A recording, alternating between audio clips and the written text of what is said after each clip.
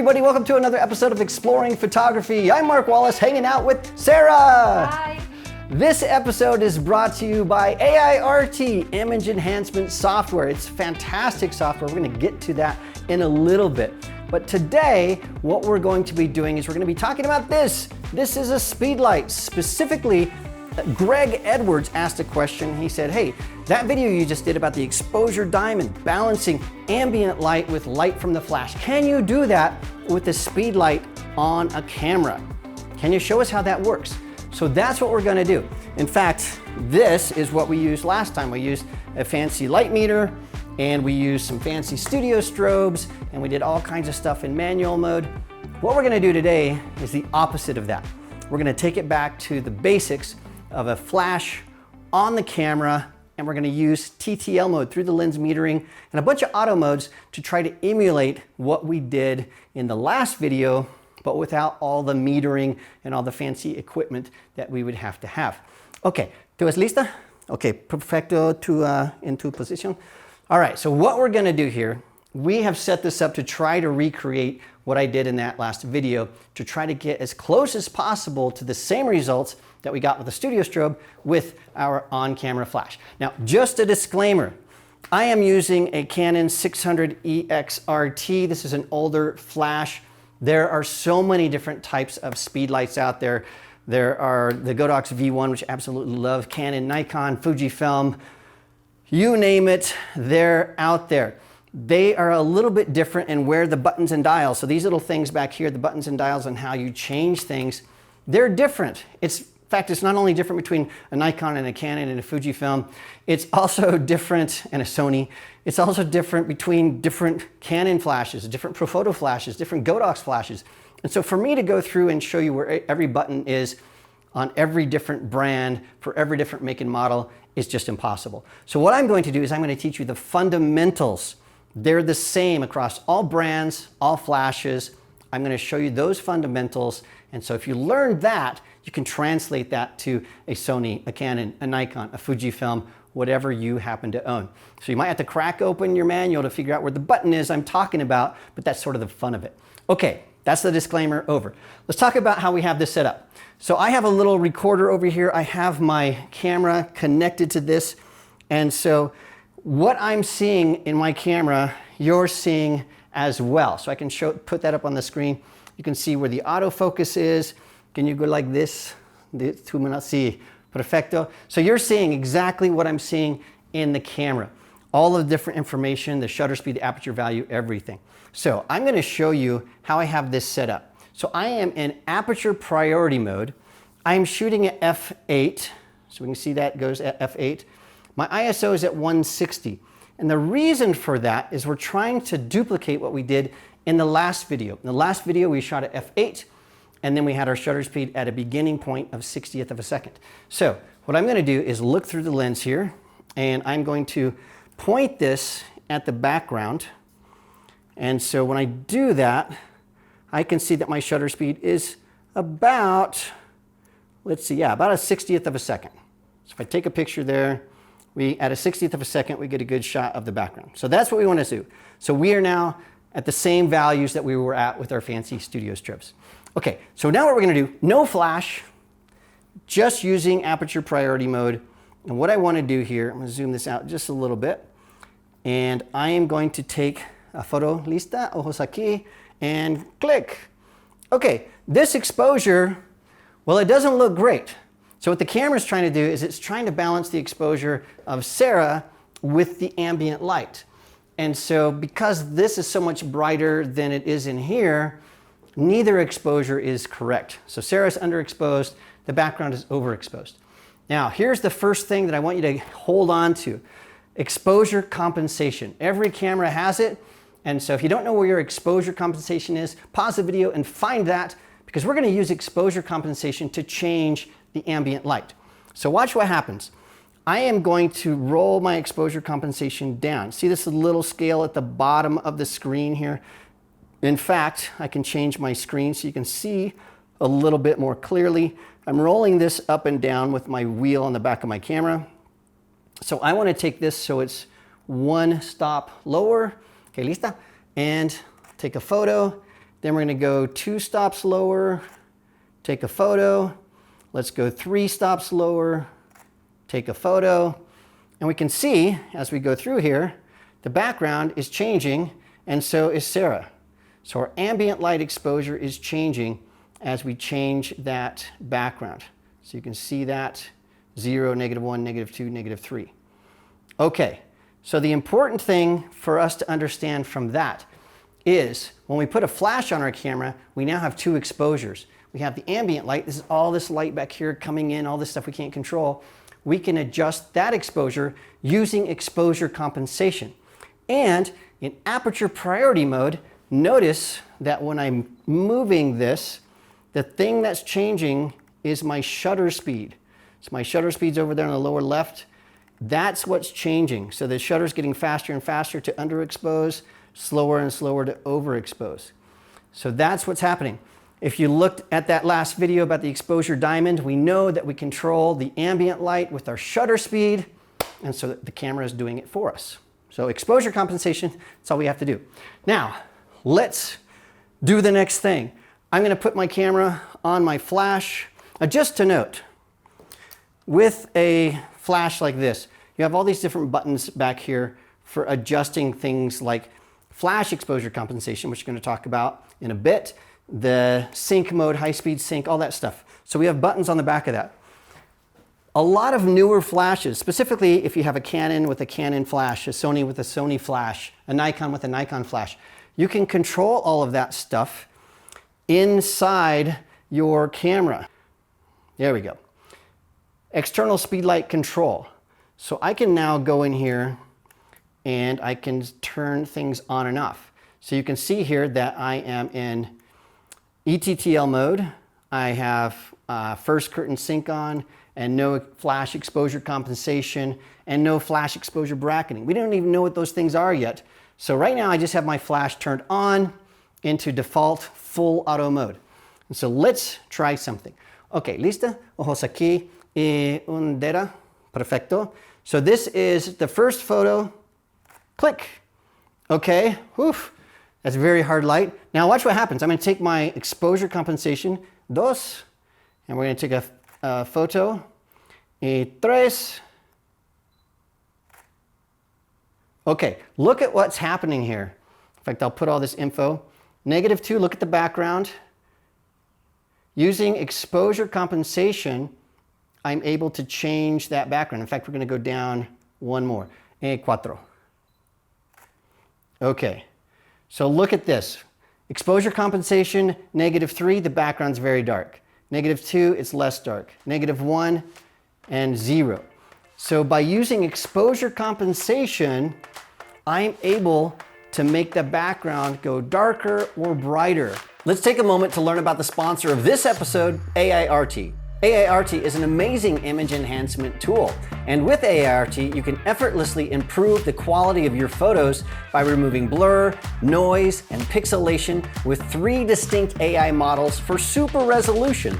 It only takes one click to enhance blurry, grainy, pixelated, and soft images while generating more details using AI.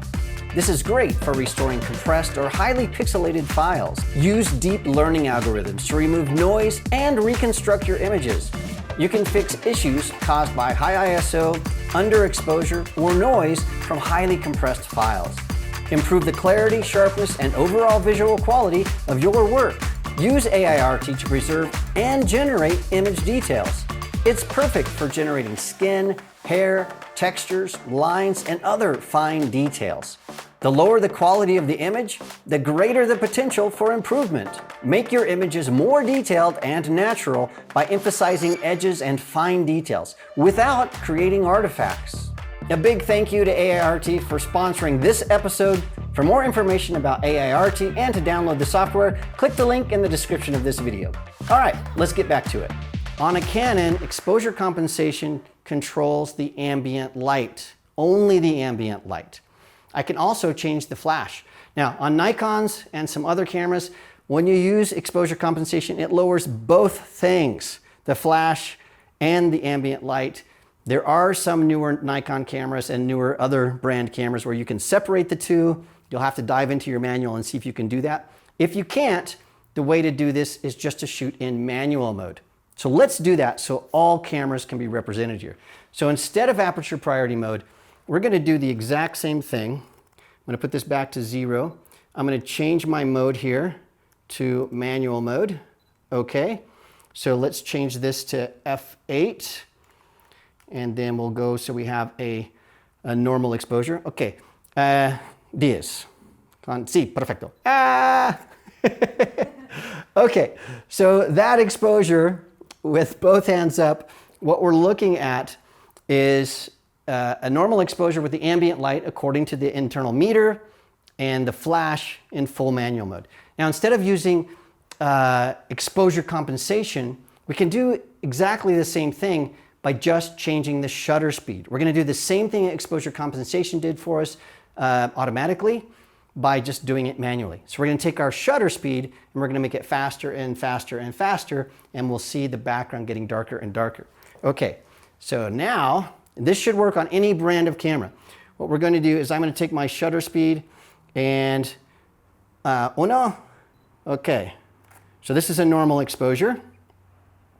Then I'm going to take my shutter speed up to 1 stop lower, and you can see at the bottom of the screen, my camera is telling me I'm underexposed by 1 stop. Dos. Click. Notice the background just got darker. Let's go shutter speed faster. 2 stops underexposed. Tres. Click. Okay, and one more. Cuatro. Poof. Okay, now if we look at these, we'll see. That is number 4, so that's 3 stops underexposed. Look at the background, very dark. Lighter, lighter, lighter. So we're changing the exposure of the background, but we're leaving the exposure on Sara exactly the same. So by using the shutter, we are controlling the ambient light. The exact same thing we did with our studio strobe. So it's up to you. You can use exposure compensation if your camera has it separated from the flash, or you can just go in manual mode and dial your shutter in up and down to get a pleasing look. Now, what about Sara?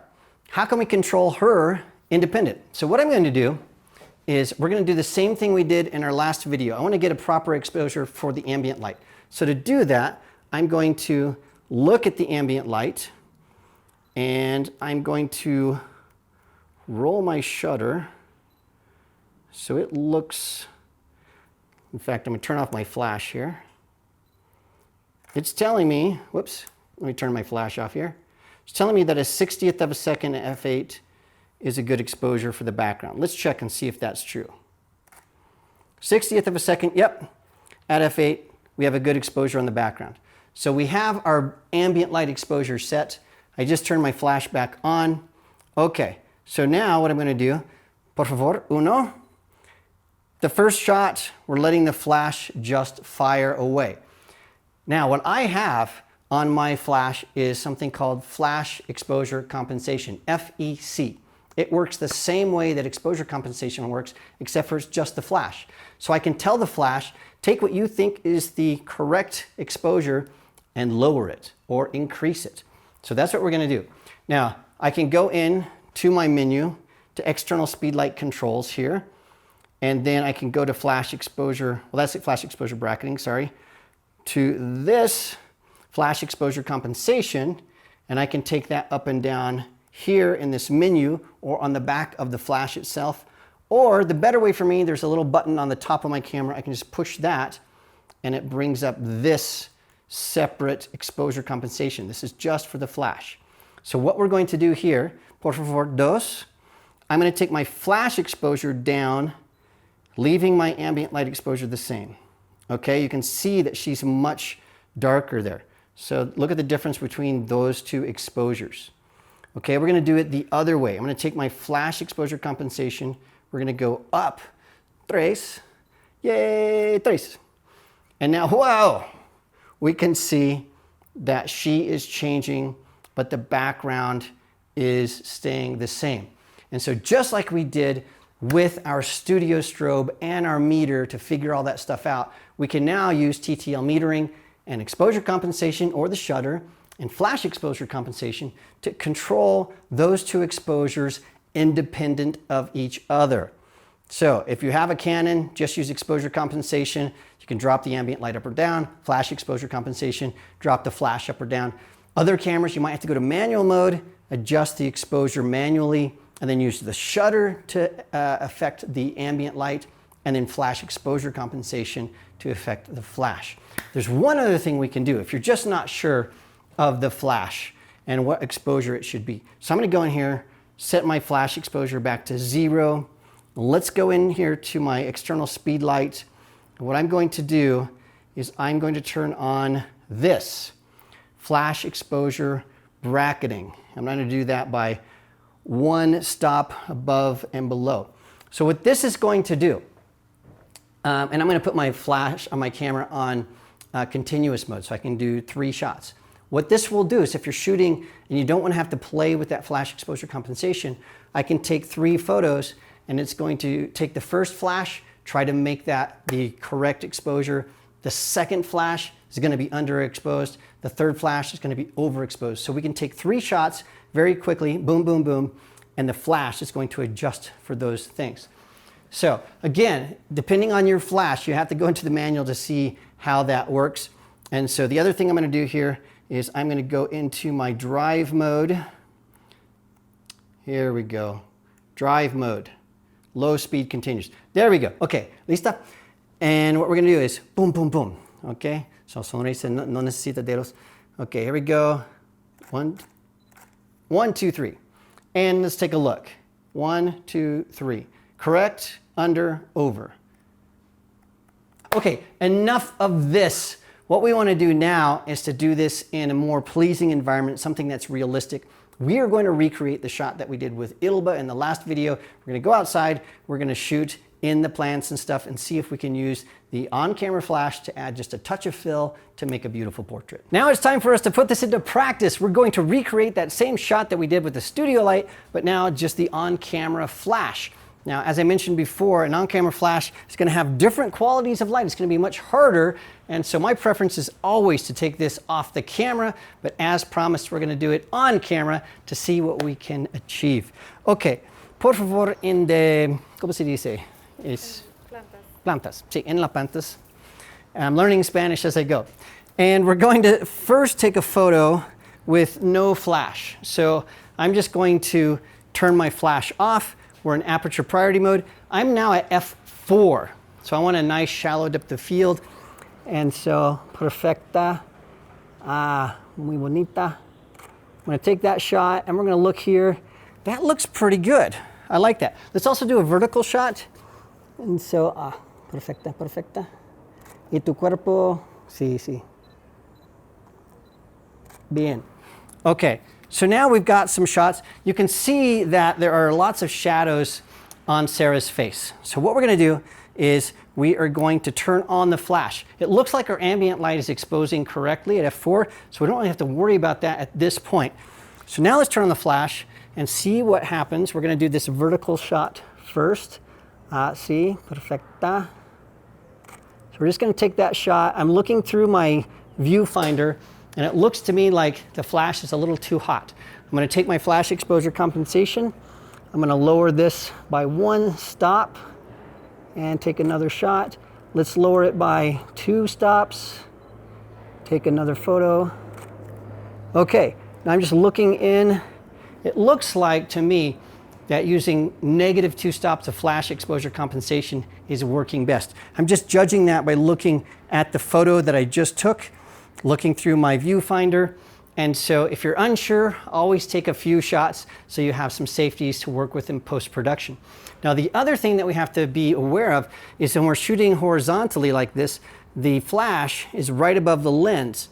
But when we move it to the side, now our light is going to be coming from the side. So we can change the direction of the light by changing the flash. That's why a lot of cameras have flash brackets where you can leave the flash in one location. Let's see if that makes a big difference. So we're going to put the flash to this side. Sí, perfecta. I like that. And I'm going to change my flash exposure compensation here. So I'm going to do that really fast. It was at -2. I'm going to take it back to -1. And let's do that. Me gusta mucho. Okay, that's looking pretty good.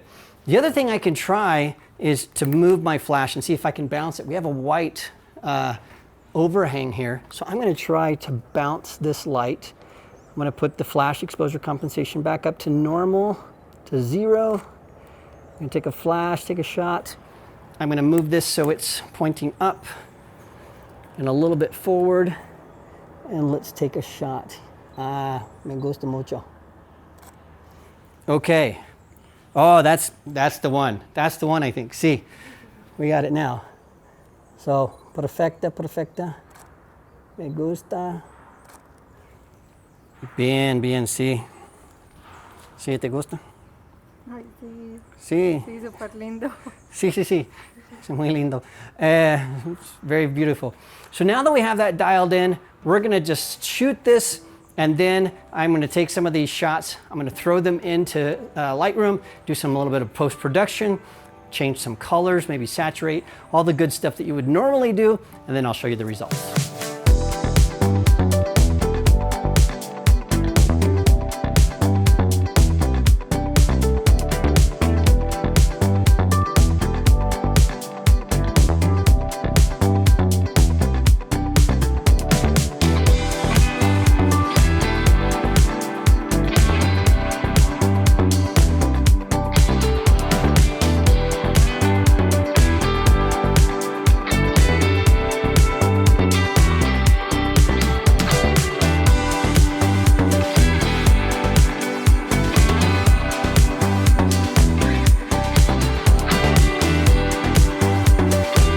Absolutely love these, Sara. Fantastic, muy linda.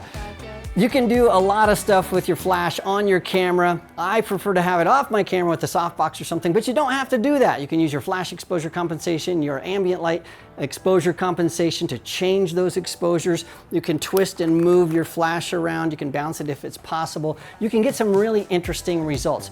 Try, try, try, practice, practice, practice, and you're going to learn exactly what you can get out of your flash and your camera system. Thank you so much. Gracias, Sara. Tú es muy linda, perfecta. Don't forget, you can see more of Sara's work on Instagram. I put a link to her Instagram in the description of this video. Don't forget to subscribe. And also, I have channel memberships, so if you want more in-depth classes on speedlights, on studio strobes, working in the studio, Photoshop, Lightroom Classic, all that stuff, make sure you become a member. You'll have access to all of that information. Don't forget to check out AiArty, the sponsor of this video, and thank you very much to my channel members, the Snap family, for making these videos possible. Thanks again, and I will see you next time.